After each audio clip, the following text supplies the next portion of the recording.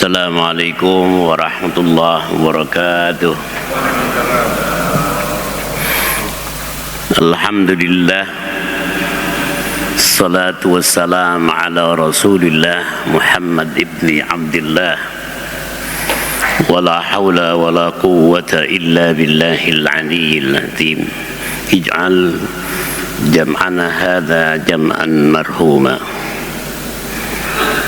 wa ulumana nafi'atan lillah wa zidna ilma walhamdulillah ala kulli hal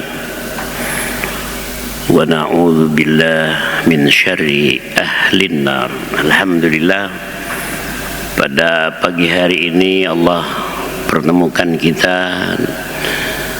di masjid yang mulia dalam keadaan sehat walafiat dalam rangka melakukan talabul ilmi, menambah wawasan dan ilmu pengetahuan kita, yang mana pada Sabtu ini kita akan membahas masalah negara-negara di mana para nabi dan rasul dilahirkan.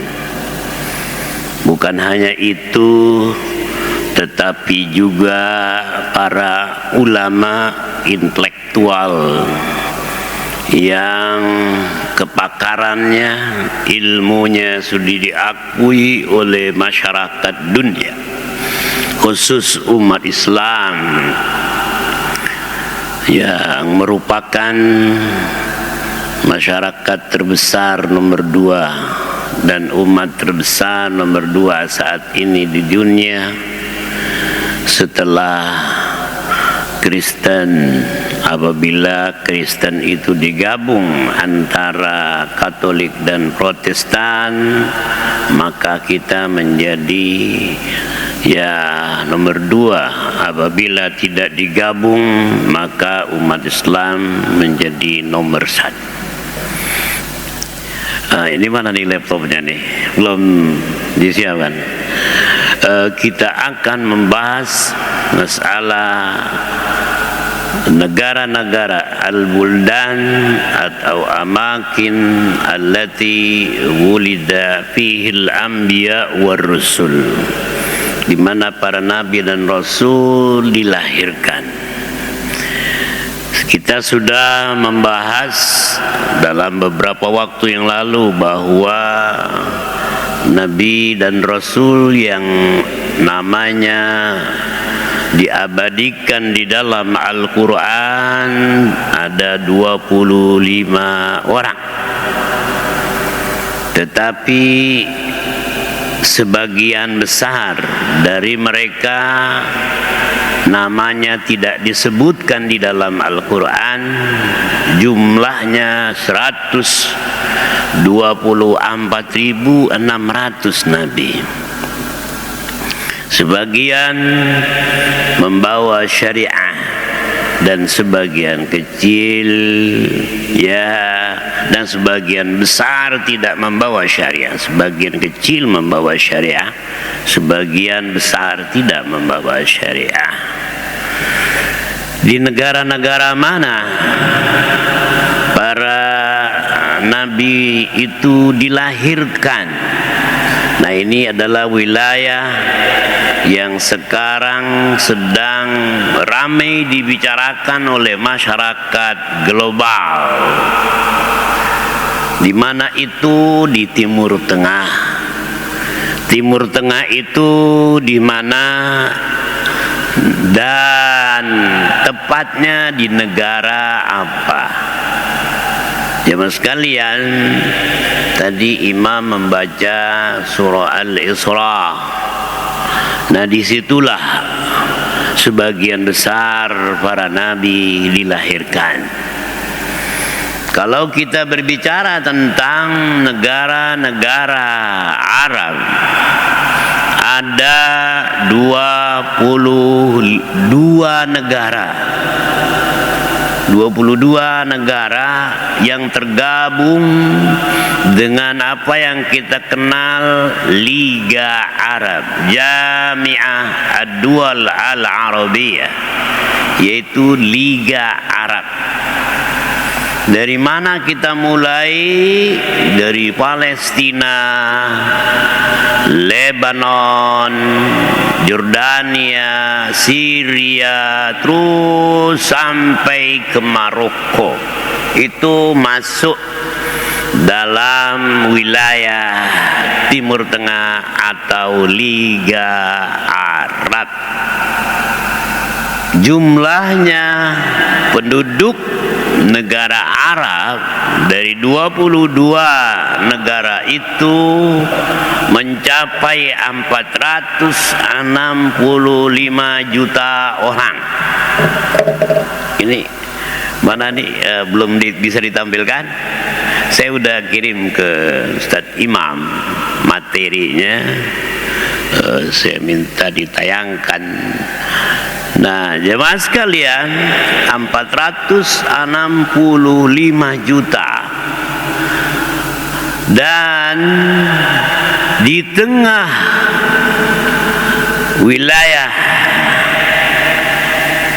Arab itu ada komunitas Yahudi.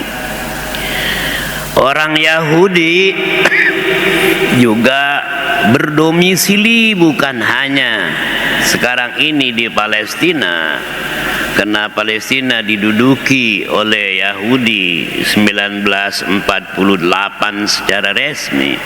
Ada juga komunitas Yahudi yang tinggal di negara-negara Arab lainnya.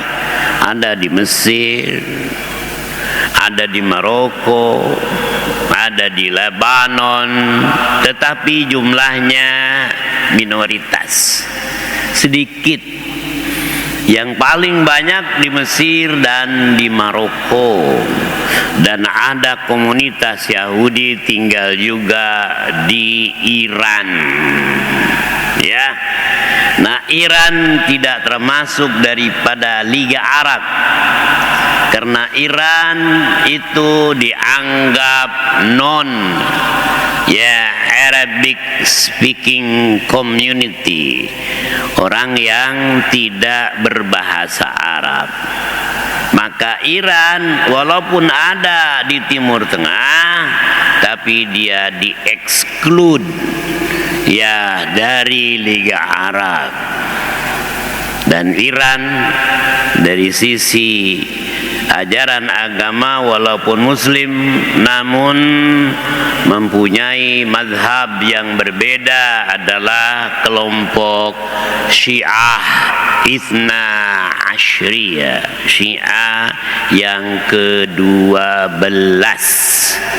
Dan saat ini pendukung Iran dari kelompok Syiah sudah ada di Irak, ada di Lebanon, ada di Bahrain, ada beberapa negara Arab, dan lewat terus setelah Bahrain itu ada di Yaman.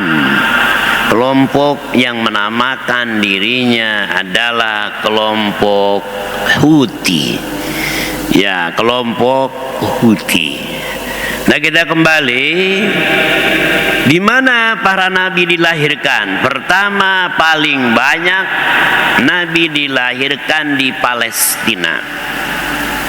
Kita ingat, Palestina ini jantung dari peradaban Islam, the cradle of Islamic civilization, the cradle of the prophets, civilization. Itu Palestina. Siapa antara lain nabi yang lahir di sana? Yang pertama adalah Nabi Ishak.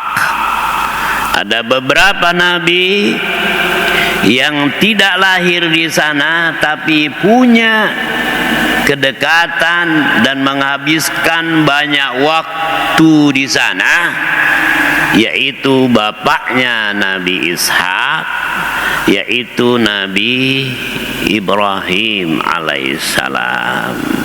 Nabi Ibrahim punya anak. Yang pertama Ismail, lahirnya di Saudi Arabia. Kemudian Ishak lahir di Palestina setelah Nabi Ismail. Ibrahim bukan lahir di Palestina tetapi berdakwah, ya, menghabiskan sebagian besar waktunya di Palestina. Lahir Ibrahim di Irak. Dari Irak, karena dakwah beliau ditolak oleh Raja Namrud yang sangat zalim itu, maka beliau terpaksa keluar dari Irak, didampingi oleh istrinya Siti Sarah dan antara lain sepupu jauhnya atau keponakannya, yaitu Lut. Lut yang kemudian diangkat Allah menjadi salah satu Nabiullah. Nah, setelah meninggalkan Irak, Ibrahim berangkat ke negeri mana pilihannya? Palestina. Di Palestina beliau berdakwah, baru terus turun ke bawah. Kemana? Ke Saudi Arabia. Setelah Palestina ada Jordania. Setelah Jordania itu ada Saudi Arabia. Tetangganya ada Lebanon dan ada Syria. Kemudian turun ke bawah, dia ke negara Gulf countries, negara-negara Teluk. Mana negara Teluk? Negara Teluk satu adalah Qatar, Uni Arab Emirat, Bahrain, Oman, Kuwait. Uni Arab Emirat itu ada 6 negara-negara Teluk yang dikenal sebagai negara petrodolar, negara yang punya sumber daya alam seperti minyak dan gas. Ini belum ada gambarnya.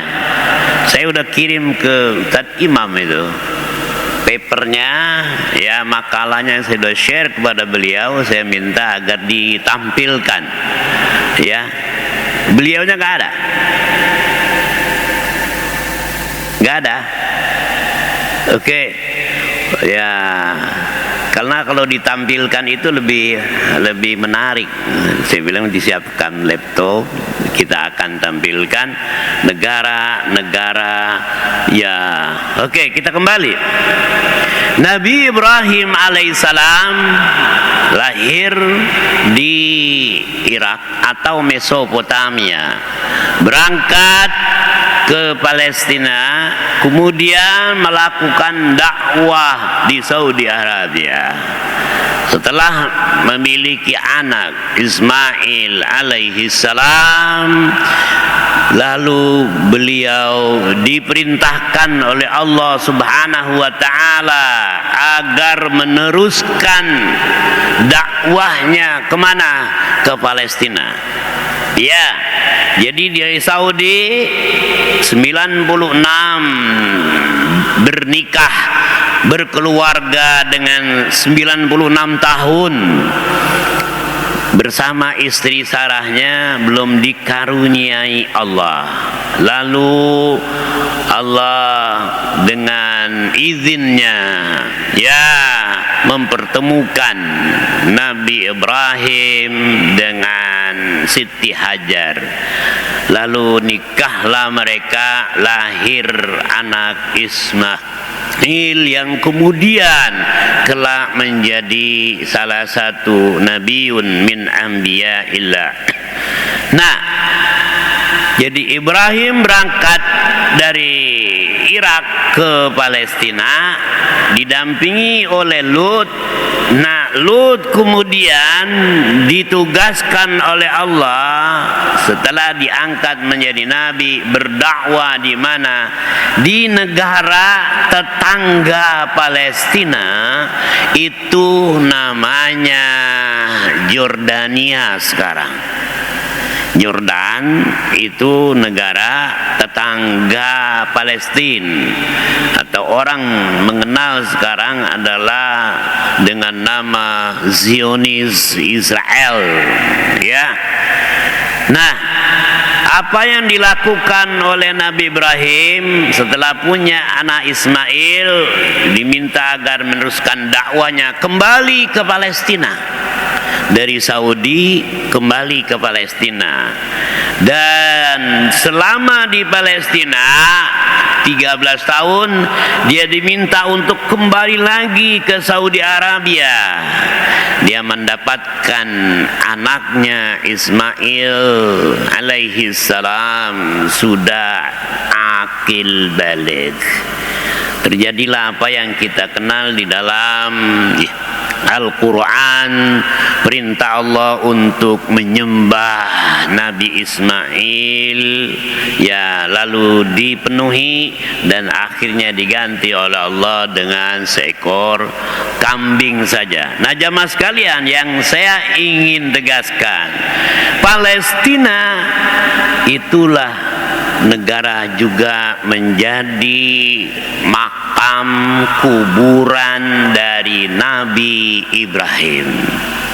Nabi Ibrahim lahir di Mesopotamia, berdakwah di Palestina, dan wafat di Palestina.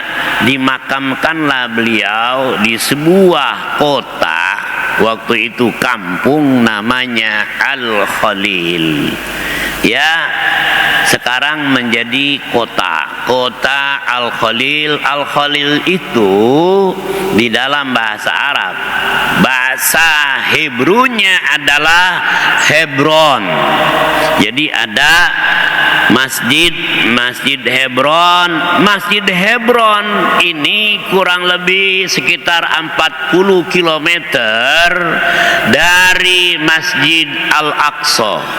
Dulunya itu adalah makam atau kuburan Nabi Ibrahim alaihissalam. Disitulah beliau dimakamkan, istrinya Siti Sarah dimakamkan di situ, lalu beberapa keturunannya antara lain Nabi Ishak, dan juga keturunan Ishak adalah Yakub. Yakub itu adalah cucu dari Nabi Ibrahim alaihi salam, dan dari Nabi Yakub itulah banyak Allah mengangkat para nabi, termasuk di dalamnya adalah Nabi Yusuf alaihi salam.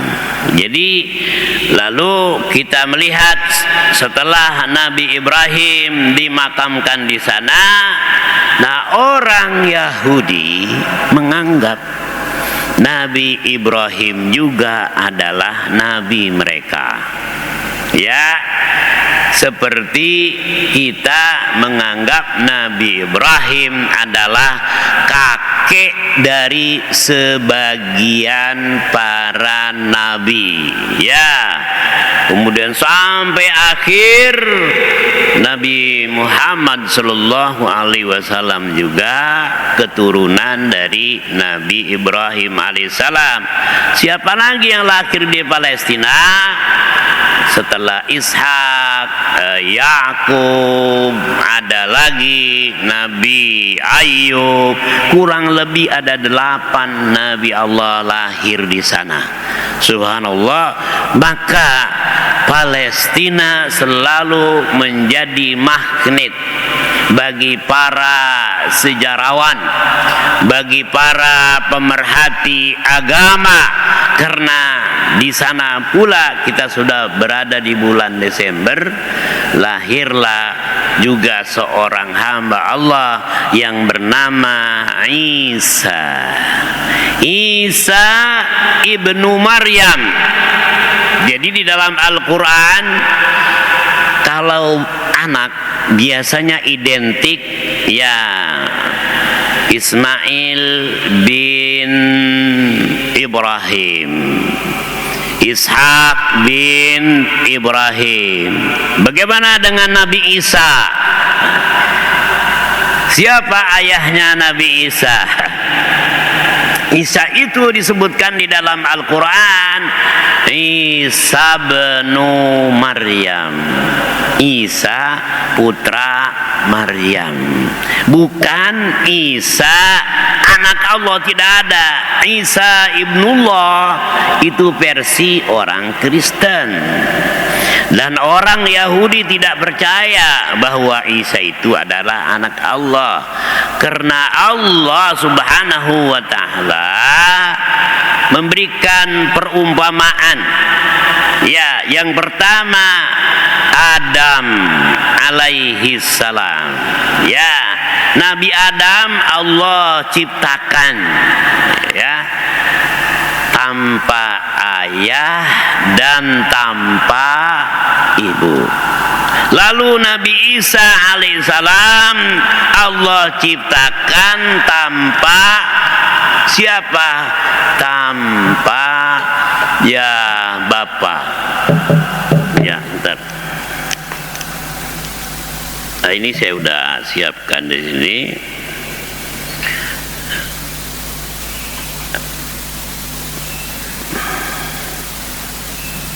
Ya.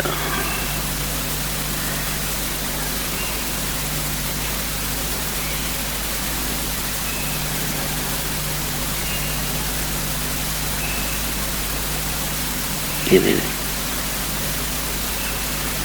Jemaah sekalian, mohon maaf terganggu sebentar. Jadi inna masala Isa 'indallah kamasali Adam. Khalaqahu min turabin summa qala lahu kun fayakun. Sebetulnya yang lebih sulit ya yaitu penciptaan Adam. Adam Allah ciptakan tidak ada ayah, tidak melalui proses ya biologi seperti kita, karena tidak ada yang namanya ayah dan tidak ada ibu. Bayangkan itu Nabi Adam alaihissalam. Kan Nabi Isa lahir di Palestina, di Bait Laham. Bethlehem itu adanya di Al-Qudus. Al-Qudus itu di Yerusalem dengan berbagai macam kisah yang menarik. Nah, Isa alaihissalam, perbedaan persepsi antara kita dengan orang Kristen. Orang Kristen menganggap Isa lahir di musim dingin, Desember. Sementara dalam Islam, Isa itu lahir bukan di musim dingin, tapi di musim panas. Mengapa musim panas? Itu diabadikan di dalam Al-Quran surah Maryam. Ya, dalam surah Maryam, setelah Maryam hamil besar, maka Allah memerintahkan beliau untuk menghindarkan diri dari keramaian, dan beliau mengisolasikan dirinya. Lalu ya beliau hampir frustasi. Mengapa? Karena dia hamil tanpa ada sentuhan dari kaum laki-laki. Masyarakat pasti akan menuduh Maryam sebagai wanita jalang, wanita penzina, azaniyah. Tapi apa kekuasaan Allah sedemikian rupa? Berangkatlah Siti Maryam ya binti Imran, lalu menepi dia mengisolasikan diri dan melahirkan seorang anak yang diberi nama Isa. Nah, itu ada lahir di Palestina. Kita kembali, setelah Palestina baru kita turun ke bawah. Kemana? Ke Jordania. Jordania dengan penduduknya hampir 6 juta orang. Palestina sekarang ini ya sedang menjadi pembahasan masyarakat internasional. Penduduknya 6,5 juta orang.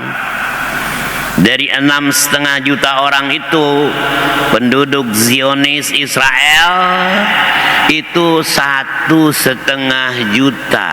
Orang yang tinggal di Israel itu adalah keturunan Arab. Berarti orang Zionis aslinya yang didatangkan dari berbagai macam negara itu cuman 5 juta saja. Nah, belum lagi orang Palestina keturunan Arab. Bangsa Palestina yang Arab itu sekarang hanya tinggal di 2 tempat. Pertama di Gaza, dan yang kedua itu tinggal di tepi barat. Yang kita akan fokus nanti, Gaza, sebuah wilayah yang sangat sempit, hanya 360 km persegi, dan tepi barat hampir 5.860 km persegi. Gaza ini menurut beberapa pakar diberikan dan dinobatkan sebagai penjara terbuka terbesar di dunia. Wilayahnya sempit, penduduknya banyak. Inilah yang sedang ramai sekarang. Saudara, jamaah sekalian, di Gaza juga bukan hanya sekedar tempat bersejarah bagi orang Islam sebelum datangnya Salahuddin Al-Ayyubi. Gaza itu juga tempat kelahiran salah seorang imam yang pendukungnya, pengikutnya sangat banyak di Indonesia. Kira-kira imam apa?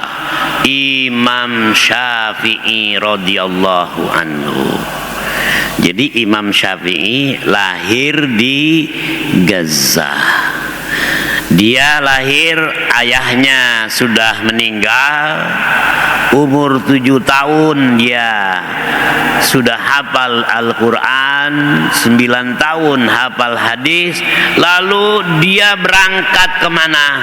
Ke Mesir. Bayangkan, 9 tahun hafal hadis, 7 tahun hafal Al-Quran. Kalau kita udah berapa tahun hafal Qurannya masih itu aja. Bayangkan, itu bedanya ya. Lalu berangkatlah Imam Syafi'i, dibawa oleh ibunya, seorang anak yatim.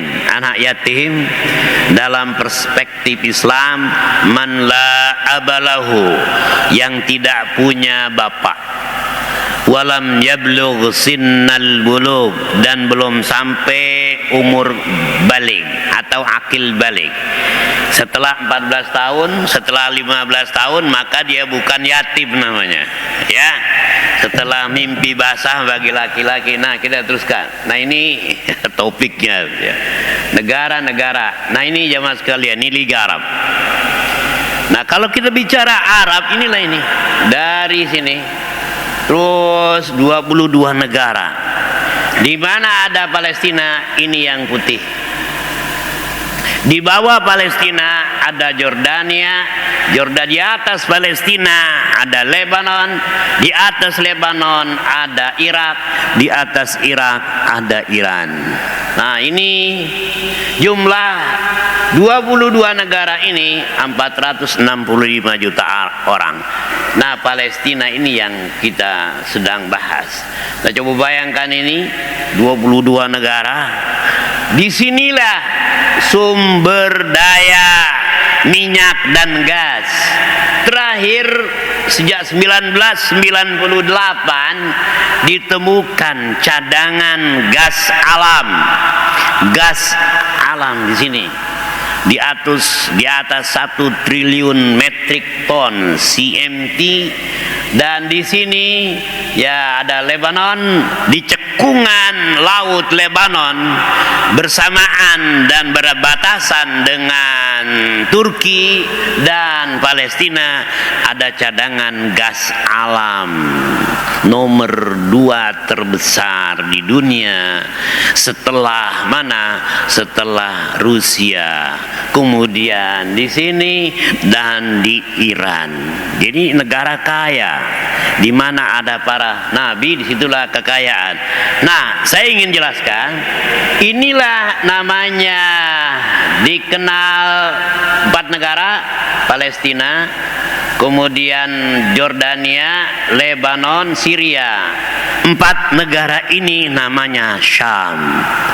Sisanya negara ini namanya Hijaz. Mereka berbahasa Arab di sini. Di atas Irak asalnya tidak berbahasa Arab, Irak ini. Tapi karena penduduknya Muslim, akhirnya mereka tinggalkan bahasa Kan'annya dan mereka menjadikan bahasa Arab sebagai Nah, ini negara Arab. Awalnya mereka berbahasa lokal. Orang Maroko, orang Libya, orang Tunisia, itu bahasanya bahasa lokal. Setelah Rasul wafat, digantikan oleh Khulafaur Rasyidin, Abu Bakar, Umar, Utsman. Nah, waktu Utsman inilah Islam yang ada di Saudi awalnya terus melakukan ekspansi sampai ke Maroko, sampai ke sini. Subhanallah. Nah, ini Maroko di atas ini. Oke, next kita teruskan. Nah, di atas ini itu di sini adalah laut Mediterania. Nah, inilah pemimpin-pemimpin Arab, daftar OIC yang sudah normalisasi hubungan dengan Israel, Mesir, Turki, Jordania. Ini sudah hubungan diplomatik. Ya, relatif banyak. Ya, Saudi Arabia dalam proses normalisasi. Jadi mudah-mudahan Indonesia tidak akan buka hubungan dengan Israel. Nah, next. Nah, kalau kita lihat Uni Eropa dengan Liga Arab, ini kan 27 negara Uni Eropa. Segini. Ya. Nah, kalau kita lihat ini ada ya Prancis, kemudian kita lihat sini nih. Nah, ini bawahnya ini Arab. Nah, inilah Maroko yang di ujung tadi itu. Maroko dengan Spanyol itu hanya dipisahkan oleh laut Mediterania seluas 14 km saja. Ya, jarak antara Maroko, Tanjir nih, saya setiap Ramadan itu diundang ceramah di sini di Maroko dengan bahasa Arab dan bahasa Inggris selama 10 hari. Nah, ini waktu seorang pejuang Muslim, komandan perang namanya Tariq bin Ziyad.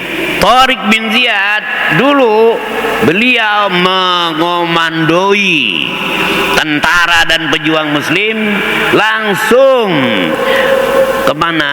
Menuju Spanyol. Nah, dulu Spanyol di sini ya dikuasai oleh umat Islam, dikendalikan oleh umat Islam selama 700 tahun lamanya. Nah, Bapak jamaah sekalian, kalau mau melihat sisa-sisa peradaban Islam, pergilah ke Maroko. Dari Maroko naik kapal laut terus sampai ke Spanyol. Di Spanyol lah kita akan menyaksikan sisa-sisa peradaban Islam yang dibangun oleh Khilafah Umayyah dan Abbasiyah selama 7 abad. Kita sudah berjaya. Ada Cordoba, ada Sisilia, ada Real Madrid, itu semua ada ya pemain-pemain klub-klub sepak bola terkenal, itu mayoritas dulu adalah umat Islam. Setelah jatuh maka umat Islam diusir dari Spanyol dan kembalilah mereka ke Afrika Utara. Ya, kita lihat ini Eropa. Yang tadi itu Liga Arab. Eropa 27, coba bayangkan 20 negara. Arab 22 negara. Ini ada berapa? Punya nggak mereka 27 negara? Apakah mereka punya bahasa kesatuan dan persatuan? Nggak ada. Padahal ini kalau dari sini ke sini itu sama dengan Indonesia. Hanya 5,5 jam dari ujung Eropa ya ke ujung Eropa. Kita dari Indonesia ke Indonesia, wilayah Indonesia Aceh terus sampai ke Papua 6 jam dengan pesawat. Bayangkan, ini 27 negara, bahasanya Brexit bahasa Inggris. Bahasa Inggris sudah keluar, Inggris nggak ada lagi di sini. Ya, Inggris sudah keluar dari Uni Eropa dengan ya permintaan mereka Brexit. Ya, Arab 22 negara bahasa satu. Eropa 27 negara bahasanya 23 bahasa. Bayangkan, berarti umat Islam sebetulnya lebih bersatu daripada orang Kristen. Oke, next. Ya, kita teruskan. Inilah para nabi. Nah, inilah Yordania, Suriah, Mesir, Palestina di bawah ini. Ini peta Palestina yang lama. Nah, disinilah ya Rafah, Gaza ini. Disinilah lahirnya Imam Syafi'i. Lahir di sini, besar di bawah ibunya, hijrah kemana? Ke Mesir. Bolak-balik, terus dia turun ke Yordania, belajar. Lalu sampai di sini enggak, dia pergi lagi ke Irak di atas Lebanon ini. Itu Imam Syafi'i. Jadi Imam Syafi'i belajarnya internasional. Ya, di negara-negara. Gurunya kurang lebih berapa Imam Syafi'i? Gurunya Imam Syafi'i 2000 orang. Kalau guru kita berapa ini Pak Najib? Ya, Pak Haji Najib gurunya ada berapa? Kita sampai sekarang udah 60 tahun, 65 tahun, berapa guru kita? Ada 200. Ya, sampai 2000. Bayangin aja, dia berangkat dari sini ke Mesir, terus ke Jordan, ke Syria, ke Lebanon, langsung ke atas ke Irak. Dia belajarnya dari ulama Irak. Subhanallah. Maka orang yang tidak mengenal kelahiran ya negara kelahiran Imam Syafi'i mengaku pengikut Imam Syafi'i dipertanyakan. Oke. Nah, ini yang kedua, lahir di sini juga di Asqalan.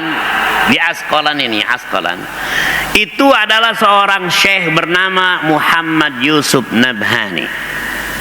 Muhammad Yusuf Nabhani punya anak namanya Taqiyuddin Nabhani, pendiri Hizbut Tahrir. Oke. Taqiyuddin Nabhani punya sahabat satu guru, ya, namanya Hasyim Asy'ari. Hasyim Asy'ari dari Indonesia berguru dengan Muhammad Yusuf dari Palestina. Ya, ingat ya. Jadi pendiri PBNU itu adalah salah satu murid Syekh Yusuf. Ya, tetapi harusnya tidak boleh ribut antara PBNU dengan HTI karena sama-sama satu guru. Satu guru harusnya nggak boleh. Ya, nah kita lihat sini. Nah, sekarang ini kita di Yordania. Nah, ini Laut Mati. Nah, disinilah Nabi Lut alaihissalam diutus.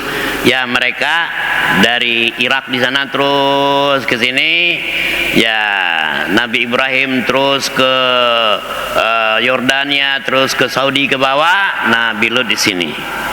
Karena Nabi Lut ditugaskan oleh Allah sebagai nabi, mengajarkan dia ajaran tauhid, ditolak oleh penghuni dan bangsanya, umatnya, maka Allah azablah. Dari azab Allah itu hujan turun selama 1 minggu 8 malam tidak henti. Ya, jadilah manusia, batu, air jadi mixer. Kemudian dalam sejarah Islam jadilah namanya laut mati. Laut mati itu waquduhan nasu wal hijarah. Bahan bakunya adalah manusia, pasir dan bebatuan. Mengapa? Mereka adalah pelaku LGBT, langsung diazab. Jadi kalau sekarang di Indonesia sudah banyak. Oke, next kita lihat itik Nabi. Berikutnya, Fadal, silakan. Nah, ini Syria, Jordania, dan Lebanon di sini. Oke. Teruskan yang ketiga. Nah, inilah kurang lebih di sini kelahirannya. Di Saudi Arabia ada Nabi Muhammad SAW, ya, kelahirannya di sana. Nah, inilah kira-kira atlas sejarah para nabi. Kira-kira ada enggak Nabi lahir di Asia Tenggara? Kalau kita lihat di sini nggak ada, ya, semua lahir di sana. Oke, next. Ini nama-namanya. Ini Masjid Al-Aqsa. Ini Nabi Ibrahim, Nabi Muhammad, dua lahir di luar Palestina, tetapi punya hubungan kedekatan dengan Palestina karena Nabi Isra-nya di sini, ya, di sini. Ya, di Palestina, lalu berangkat ke Sidratul Muntaha yang dikenal nama Mi'raj. Oke, next. Nah, inilah surah Ghafir 78, walaqad arsalna rusulan min qablika. Kami telah mengutus rasul-rasul sebelum kamu, ada yang kami ceritakan kepada kamu dan ada pula yang tidak kami ceritakan kepada kamu. Ya, jadi jumlahnya ini 124.600 itu nabi yang ada di dalam Al-Qur'an, 25 nabi saja. Oke, next. Nah, kalau kita lihat map Palestina ini dulu segini. Kalau kita berikan ani awalnya 1948, ini semua Palestina datang 1948 orang Yahudi, kemudian 1967 nih Yahudi yang hijau ini udah berkuasa, kemudian sekarang 2012 ini tinggal ini yang hijau semua Yahudi.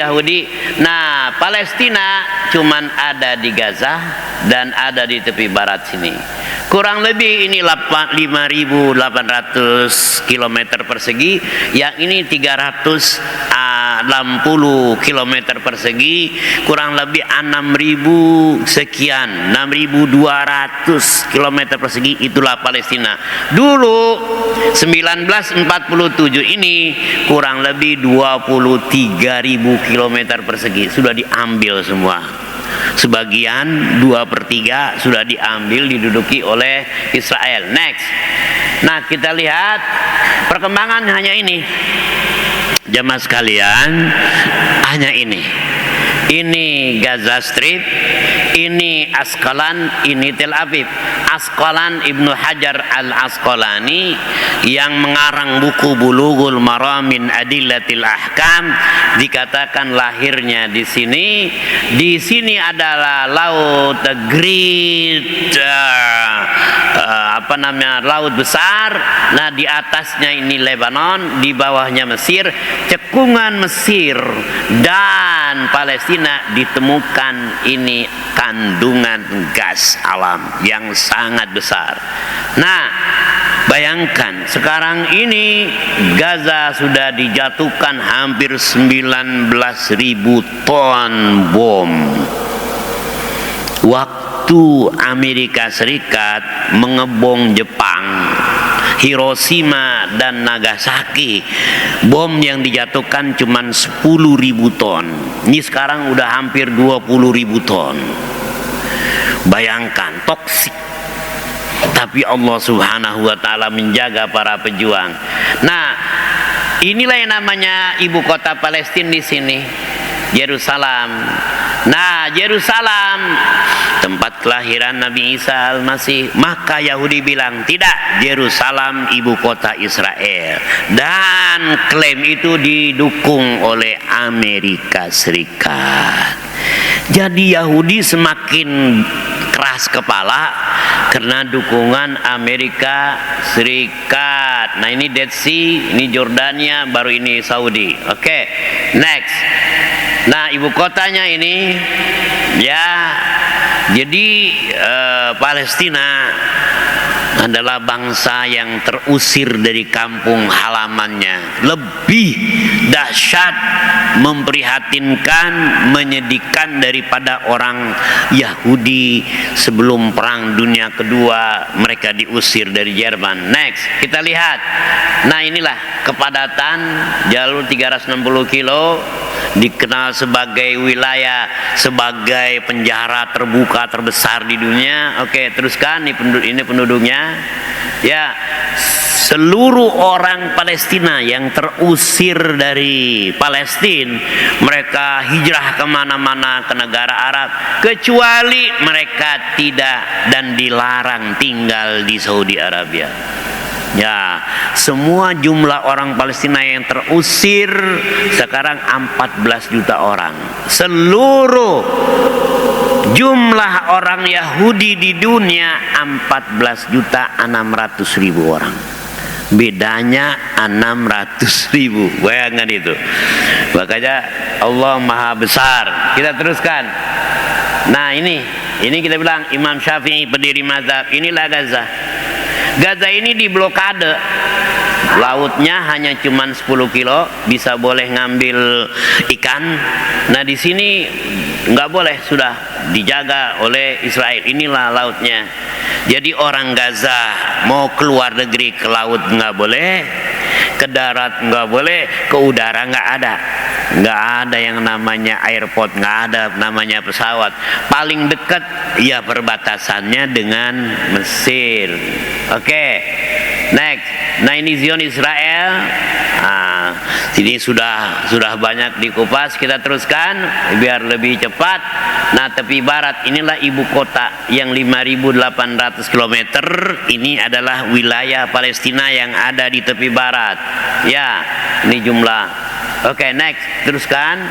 Nah, ini landasan teologisnya kenapa orang-orang Yahudi anti-Islam. Inilah surah Al-Maidah 82, la tajidanna asyaddan nasi adawatan lilladzina amanul yahud. Inilah landasannya, sudah jelas sekali.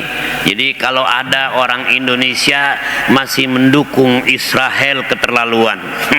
Karena Israel itu sudah melakukan genosida terhadap bangsa Palestina. Oke, next. Nah, ini kalau kita lihat, inilah pendiri Yahudi 1817. Inilah yang namanya Theodor Herzl. Dari sinilah lahir seorang keluarga kaya raya yang bernama Rothschild. Rothschild itu orang terkaya di dunia, keluarga terkaya dunia, dan itulah yang sangat berjasa bagi bangsa Yahudi karena dialah yang membantu pendirian negara Israel. Nah, di sini kita lihat ada bendera, ada star, ya, bintang. Bintang ini terdiri dari 6 dimensi. Bintang ini namanya bintang Nabi Daud. Nabi Daud punya anak namanya Nabi Sulaiman. Lahir di mana? Di Palestina. Jadi orang Yahudi sangat mengagungkan Nabi Daud dan Palestina karena Nabi Sulaiman. Nabi Daud punya anak namanya Sulaiman. Dua nabi ini adalah nabi pujaan orang Yahudi. Maka kalau kita lihat tentara Amerika, ya F-16, Raptor 22, semua biasanya dalam kapal-kapal perangnya ada ini logonya. Logo bintang Daud. Nah inilah mereka. Oke, mereka inilah pendiri daripada ya apa namanya bank terbesar di Amerika. Nah wilayah Gaza terpisah dari sebagian wilayah Palestina tahun 2005. Rakyatnya tidak mengakui kedaulatan Israel, maka ditekan terus. Next, ini kehancuran yang kita lihat. Nah inilah Hamas. Ini Hamas. Hamas ini jumlahnya hanya 50.000 orang sampai 75.000 orang. Jadi Harakatul Muqawamah Al-Islamiyah itu adalah pasukan khusus bersenjata lengkap terlatih seperti pas kita, dengan ya postur tubuh yang sudah mereka tentukan, tingginya, sehat, dan salah satu pelatihan yang terbesar adalah mereka harus ya minimal menghafal 10 juzuk Al-Quran setiap ya Jumat, dan setiap Kamis dan Senin mereka diwajibkan berpuasa, disuruh berpuasa ya, dan mereka dilarang untuk melakukan tindakan kemaksiatan apapun. Inilah ya kelompok Hamas. Ya puasa tahajud merupakan bagian yang tidak terpisahkan, walaupun digempur mereka tetap tahajud. Next, nah ini Hizbullah. Hizbullah ini Syiah, dia ada di Lebanon. Ini jumlahnya 100.000 dia punya tentara. Kalau Hizbullah 50.000 lebih, ini 100.000 bahkan bisa lebih. Nah ini kelompok Syiah yang anti Israel. Maka Hizbullah dan Hamas bersatu walaupun beda mazhab. Nah dari mana persenjataan ini? Hizbullah itu adanya di Lebanon Selatan. Dia punya kurang lebih hampir 150.000 roket. Ya ini dari 1982. Kita teruskan. Saya udah jelaskan next di. Nah ini dia. Ini roketnya yang ditampilkan sebagian. Jadi 150.000 roket di dasar gunung Lebanon. Lebanon itu ada gunung namanya Gunung Lebanon Selatan. Jadi roket sebanyak ini disimpan di bawah di dasar laut. Kurang lebih 70 meter di bawah gunung, di bawah gunung.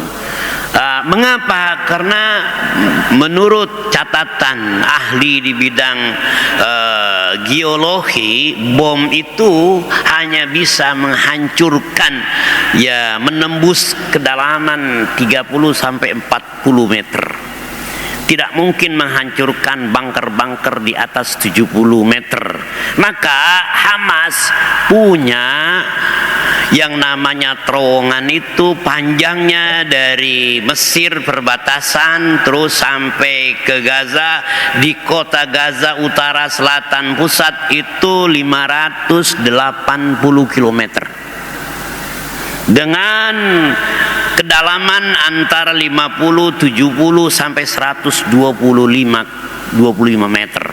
Jadi kalau kita menggali sumur paling 30 meter, ini dia punya 60, 70, 100. Mengapa sampai sekarang bunker-bunker milik Hamas itu tidak bisa dibom oleh Zionis Israel dan oleh Amerika? Maka salah satu termudah, bunker-bunker itu, terowongan itu akan diisi air laut. Nah, itu bersiko. Ya, dan Hamas juga sudah punya Saddam. Jadi tidak semua bunker itu bisa dimasukkan air. Mereka itu sudah punya alat untuk menutupnya. Subhanallah. Sebagian tanah ya sebagian air laut masuk ke wilayah Gaza secara alami, dia terseleksi, kemudian air laut sampai ke Gaza itu menjadi tidak asin lagi, menjadi air tawar. Air laut di Gaza kemudian melewati proses bebatuan, pasir dan tanah, dan beberapa meter dia menjadi air tawar. Subhanallah. Jadi kalau ini Hamas bersama-sama dengan Hizbullah dan mereka sudah bersatu, Hizbullah ini partai politik, punya anggota dewan dan punya tentara lebih banyak, lebih lengkap, lebih terlatih daripada tentara pemerintah Lebanon. Jadi Lebanon itu menggantungkan dirinya kepada Hizbullah. Itu boleh dikatakan negara dalam negara. Nah, dia punya hubungan ya dengan Iran, dengan Rusia. Persenjataan modern termasuk skuter modern didapatkan dari Rusia. Jadi antara Lebanon dan Israel itu cuman 120 km. Jadi dia punya persenjataan roket daya jelajah 100 km sampai 400 km tersimpan dengan penuh rahasia. Jadi roket-roket dikirim dari Hizbullah Lebanon Selatan sampailah ke Tel Aviv, sampailah ke Ashkelon, sampailah ke Ashdod, sampai ke Haifa dan lain sebagainya. Ini, nah itulah yang sekarang bersatu, Hamas dari Palestina, Jihad Islam dari Irak, Hizbullah dari Lebanon, Houthi dari Yaman. Ini 4 kelompok yang bersatu membantu kebiadaban Israel sejak Oktober 2023. Nah, Houthi di Yaman itu berkuasa. Dan Houthi ini ya angkatan daratnya, angkatan lautnya punya persenjataan yang lengkap. Setiap kapal yang ingin masuk ke Israel melalui wilayah laut Yaman, ditanya Anda dari mana, mau kemana? Kalau mau ke Israel langsung dibom oleh dia oleh Yaman. Nah sayangnya negara-negara Islam, pemimpin negara Islam masih belum berani. Nah ini dapat bantuan dari mana? Dari Iran. Ingat, Iran adalah negara yang paling ditakuti oleh Yahudi. Mengapa? Iran itu yang punya bom nuklir sekarang. Ada 2 negara Islam di dunia yang punya bom nuklir. 1 Pakistan, 2 yaitu Iran. Indonesia kapan? Wallahu alam. Kita tunggu presiden berikutnya. Apakah berani buat bom nuklir atau tidak, ya kan? Nah, Iran sekarang itu sudah mengalahkan Israel dalam pembuatan drone. Drone Iran dijual ke Rusia, dipakai oleh Rusia perang di Ukraina. Itu salah satu contohnya. Dan Iran sudah punya roket kayak gini, jelajahnya 2000 km. Berarti jarak antara Tehran dengan Tel Aviv 1800 km. Jadi sekarang Iran sudah punya roket ini, dipencet knopnya di Tehran, dia akan sampai ke Tel Aviv, ibu kota ya Israel. Itulah yang ditakutkan oleh Amerika Serikat. Saya diundang oleh Dubes Amerika untuk diskusi. Kami belum sepakat. Kapan? Minggu depan kami bilang kami hanya bisa memenuhi undangan yang mulia dengan syarat 1, kami datang dengan tokoh ormas membawa surat mandat resmi, kami minta agar Amerika menghentikan dukungannya kepada Zionis Israel.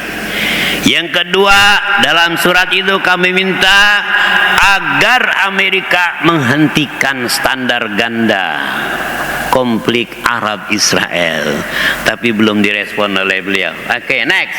Nah, kita lihat. Nah, ini negara yang paling intens dengan kekuatan ekonomi membantu Hamas ini Qatar. Qatar kecil negaranya, tapi uangnya banyak. Pesawatnya di mana-mana, pesawat komersialnya. Ya, inilah yang paling bagus, yang paling intens. Jadi gedung-gedung yang 20-30 lantai dihancurkan oleh Zionis Israel, nanti itu akan dibangun kembali oleh Emir Qatar. Coba bayangkan, 20-30 lantai, nggak ada 30 lantai kita gedung di Bogor ini, karena wilayah di Gaza ya hanya bisa memungkinkan membangun vertikal, tidak mungkin horizontal, nanti dihancurin lagi oleh Yahudi. Nah, jamaah sekalian, Qatar ini dengan tegas mengancam akan menghentikan ekspor gas ke dunia internasional jika serangan Gaza tak dihentikan. Nah, sekarang yang berdamai, yang menjadi peace negosiator antara ya perang Hamas dan Zionis Israel itu Qatar. Qatar, Amerika, ya satu lagi kalau tidak salah Mesir. Inilah yang menegosiasikan. Mereka bilang oke, hentikan, nanti biayanya sekian, kita yang bayar. Bayangkan, Qatar itu bukan main. Jadi warga Qatar, ya apabila orang Qatar lahir dimanapun dia, pas lahir itu udah disiapkan dana untuk pendidikan. Kelahirannya mau di mana saja dibayar oleh pemerintah. 150 ribu dolar lahir. Sementara orang Indonesia lahir langsung mendapatkan warisan hutang 30 juta rupiah per lahir. Bayi lahir di Indonesia langsung 30 juta. Ya, hutang. Siapa yang make? Wallahu a'lam. Nah, di sana 150 ribu. Oke, naik. Nah, kita berharap, nah di sini saya ingin jelaskan, inilah kota Hebron. Ini Nabi Ibrahim dimakamkan di sini. Nah, ini kota Hebron, Khalil. Nah, orang Yahudi enggak ridho kalau yang bisa ziarah ke sini, ke Masjid Al-Khalil, hanya orang Islam. Maka tahun 2005 mereka membagi masjid ini menjadi dua. Sebagian untuk orang Islam dan sebagian untuk orang Yahudi. Jadi kalau masuk ke sini sekarang sudah ada security checkpoint. Ini belum ada, belum kelihatan. Security checkpoint di sini. Ada wilayah di sini pasar. Oke, di sini itu dihancurkan. Nggak boleh orang Arab dagang dekat Masjid Ibrahim. Jadi ekonomi bangsa Arab dihancurkan. Di sini, di sebelah sini ada namanya tembok 7 meter. Di mana tembok itu memisahkan antara orang Yahudi dan orang Palestina. Jahatnya bukan main. Kalau kebetulan orang Arab tinggalnya di sini, kemudian temboknya di sini, sekolahnya di sini, maka dia harus melewati tembok, naik tangga. Naik tangga 7 meter, kemudian turun, baru sekolah. Itulah yang terjadi. Dan dunia diam, seakan-akan tidak ada masalah. Ya, inilah namanya Baladiyatul Khalil. Nah, kami Majelis Ulama Indonesia, umat Islam Indonesia sedang bangun di sini nih. Namanya apa? Rumah Sakit Indonesia Hebron, RSIH. Nah, RSIH 3 lantai.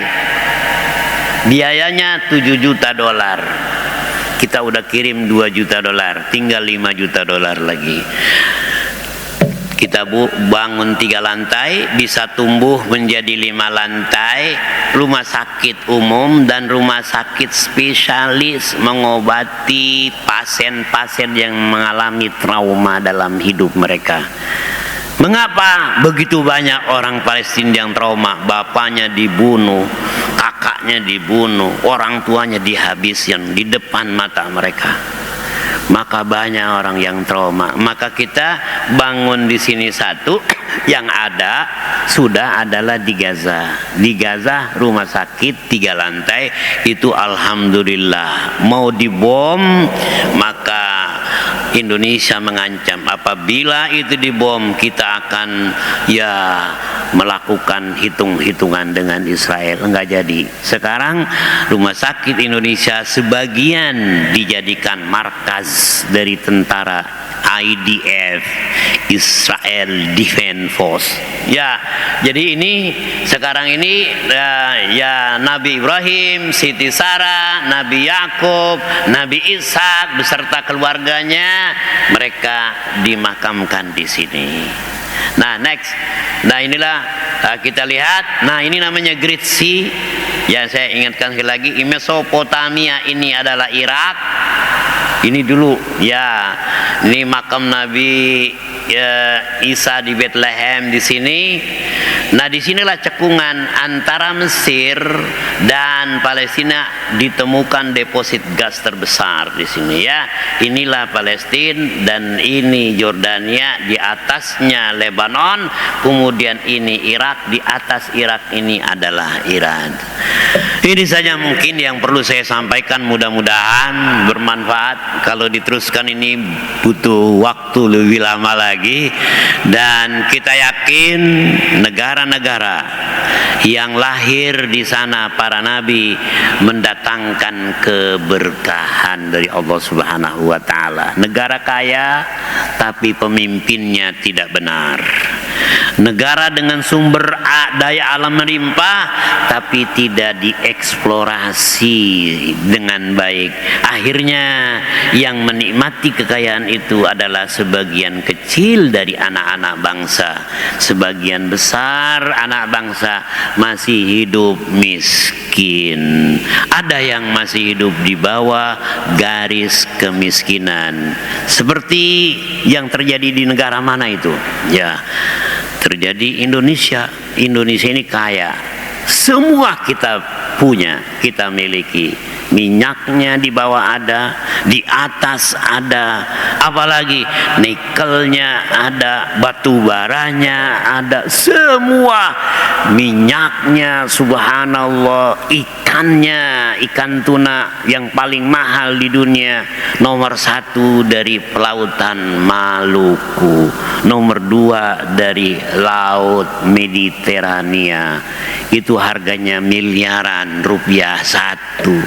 Tapi kita makan ikan yang udah sisa atau daripada sisa yang tersisa, karena kita makan ikan yang nomor kualitasnya 5. Akhirnya karena kualitasnya yang bagus kita jual, terinya yang bagus kita jual, teri yang sisa-sisa kita makan, kita kasih lebih banyak garamnya.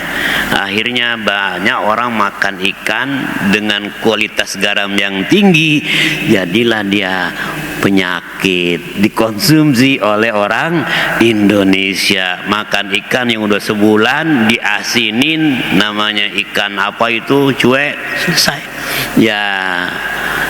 Banyak di antara mereka terkena penyakit darah tinggi yang mahal, dikirim ke Jepang, ke Korea, ke Taiwan, ke negara Eropa, yang sisanya untuk bangsa sendiri. Na'udzubillah. Bahkan saya kadang-kadang sedih, di dunia itu ada 7 selat. 7 selat di dunia. Selat Malaka ada di Indonesia, Selat Sunda ada di Indonesia.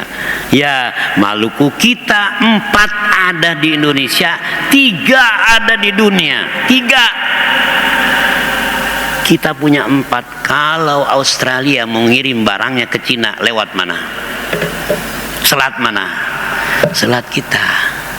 Kalau kita bilang, ayo kamu bayar $5.000 sekali atau $1.000, 100 kapal yang lewat sekali $1.000, berapa yang bisa kita kumpulkan? Dari Eropa masuk ke Indonesia lewat selat kita bayar, kita paksakan bayar $1.000 per kapal. Kalau yang lewat 100.000 dolar, itu kalau $1.000. Ya, inilah bapak-bapak sekalian, mudah-mudahan bisa menambah wawasan. Dan kapan kita bisa nikmati sumber daya alam yang melimpah ruah? Tergantung pemimpinnya. Kalau pemimpinnya benar, insya Allah negaranya berkah dan sejahtera. Kalau pemimpinnya zalim, ya itulah, maka Rasul sallallahu alaihi wasallam bersabda, Allahumma walli alaina khiyarana, ya Allah turunkan bagi kami dari hamba-hambamu yang terbaik. Wala tuwalli alaina syirarana, jangan engkau turunkan orang yang terburuk untuk menjadi pemimpin bagi negara kami. Itulah doa Nabi sallallahu alaihi wasallam. Ya, mudah-mudahan 2024 kita akan memiliki pemimpin yang adil, yang amanah, yang jujur, istiqamah, dan berjuang untuk kepentingan umat Islam dan bangsa Indonesia. Pilihan itu di tangan kita, tetapi memilih pemimpin bukan berdasarkan selera, bukan berdasarkan banyaknya baliho dan spanduk yang dipasang, tapi berdasarkan berdasarkan aturan Allah.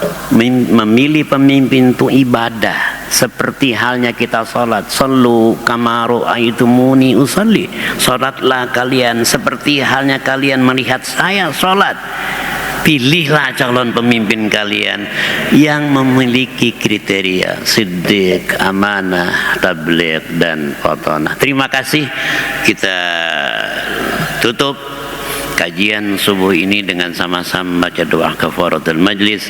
Subhanakallahumma wa bihamdika asyhadu an la ilaha illa anta astaghfiruka wa atubu ilaik. Wassalamualaikum warahmatullahi wabarakatuh.